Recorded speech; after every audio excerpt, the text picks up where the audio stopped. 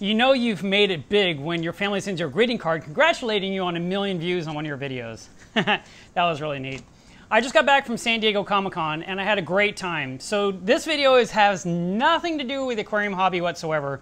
I took some footage and filmed them converting a man into a dwarf. And I thought you might find it interesting.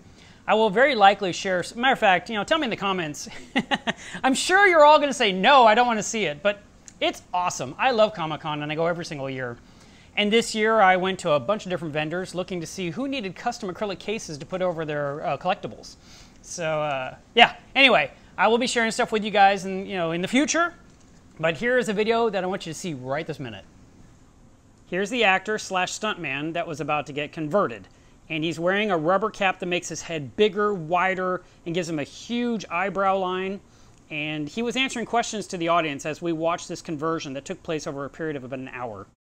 This is a tedious, expensive task, and right now we're about to join him when he's talking about how they had to spray their bodies with a paint so they'd look correct. We're spraying them with this thing in the freezing cold, wearing loincloths. They then get made up, they then go on set, the rain towers start, it's windy, and then what would happen is after a while when you're rubbing, the paint would come off of it, and we had a little LPG canister filled with the paint. And we would go, arms up please, and then in the middle of the night with rain towers, they'd roll their arms up and you just go, shh.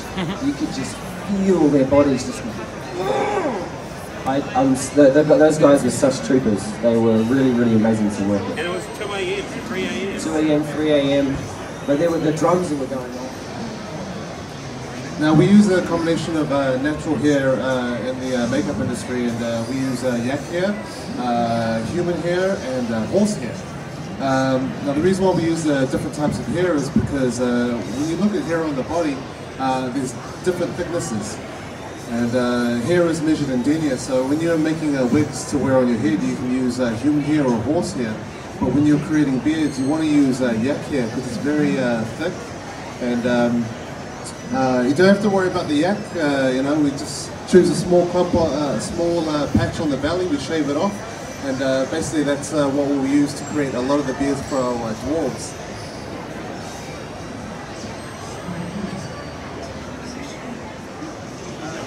How's that beard feeling? Is it itchy? Don't talk about it. Another thing that's interesting about hair work is that you can tell synthetic hair because the light hits it very differently. And real hair, it's got that depth of colour, where synthetic will always sort of spark. And the other thing about synthetic hair is it's really hard to dye correctly. It will always not take the colour very well. One also interesting fact is you see on Lisa there, she's got eyebrows. Those eyebrows are all individually hair punched. And we use goat hair sometimes because the goat hair is tapered, such as your eyebrows, because your eyebrows grow back every couple of weeks when they come out. So you can't use actual cut hair. You can sort of see that it looks really choppy. So we use different types of hair, as Mark was saying, the different types of hair. As you watch closely, you'll see how they add the eyebrows, and then the mustache, and make sure the beard is right, and then add the wig on top of his head. And it's all carefully glued to his skin, so that way it all adheres perfectly. He also explained to us how they remove all these prosthetics. Basically, they sweat, and the oil from their skin helps the stuff just shake off. So at the end of a take, they would literally run around to get super sweaty and then just kind of slam themselves down on the ground, and all their stuff would drop off their bodies. So now he's actually climbing into the suit that makes him look far more muscular and built like a dwarf. It really was a fun question and answer period that made the time go by, and they did this each day. They made him into a dwarf every day for whoever came by the booth to watch. Now wearing these bodysuits, of course, you will get very hot in them. So we always tell the crew, only perform when you need to perform, and if you want to stay cool, calm, and collected, if they're not filming, just stay still. Try to find a seat, don't move around too much. You want to keep your body temperature low as possible just to stay comfortable. Yes, they have a look at this form. We'll get Luke to jump down afterwards once he's in full costume and you guys can take photos. Not much detail is put into this because we know that the armor and the costume is going to cover up a lot of this.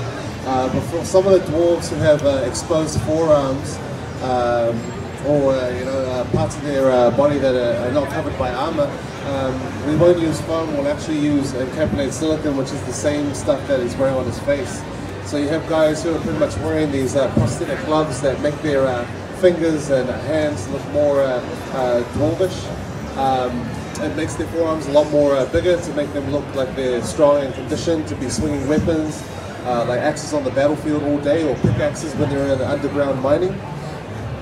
Now for those prosthetics, understand that encapsulated silicone doesn't breathe. So basically you're sweating and it gets really soggy inside. So some of the guys can't wait to take that stuff off at the end of the day. But one of the glamorous parts of the film industry is when these suits get taken off, they turn them upside down and it just starts dripping all the sweat. Yeah, like to look now was a combination of fabric and plastic chainmail. Now was it, you can imagine how much work goes into making chainmail. You can imagine how many characters in The Lord of the Rings and The Hobbit require chainmail. There's a lot of work, and there's a rumor going around that a lot of the people who did all the chainmailing, linking all these rings together, lost their fingerprints, and it is true. In Lord of the Rings, what we would do is we'd take PVC pipe and we put it through a machine that would then cut the pipe into small rings, which they would then link together. And then years later, when we got to The Hobbit, we started injection molding rings, creating all these detailed dwarven designs, just to add more to the race and the characters and the fashion and stuff. And we were able to cast them so that they could be snap locked, which made it a lot more easier for the crew years later. So you can imagine the guys who worked on Lord of the Rings, they were a bit angry, like, oh, you guys don't know what it means to be a chainmailer on Lord of the Rings, man. Now a real chainmail suit can weigh up to 40 kilograms. Now for us being in the States, that's roughly about just under 90 pounds. And now that we're using plastic, it brings the weight down dramatically, but in some way it requires the actor to be more mindful, because now that they're wearing something that's a lot more lighter and comfortable, they still have to move in a way to capture or portray to the audience that what they're doing is, or how they're moving is actually very heavy-weighted movements.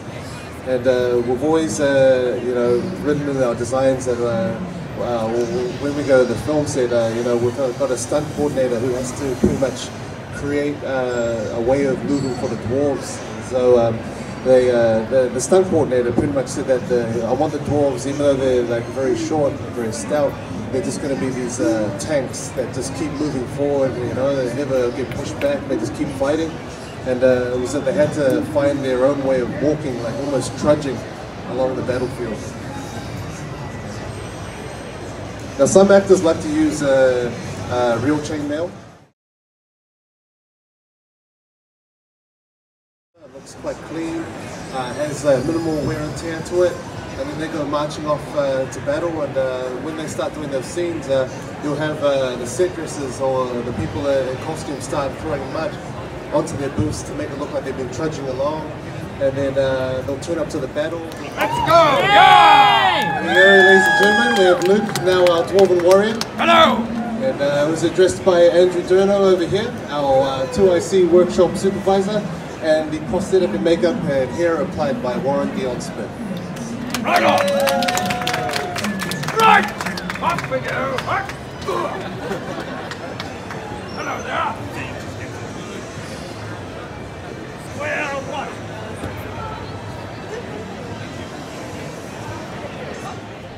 And finally, I was able to get a picture with this dwarf, who is hilarious. So, there you have it. Did you like it? Tell me in the comments below. If you liked the video, hit like.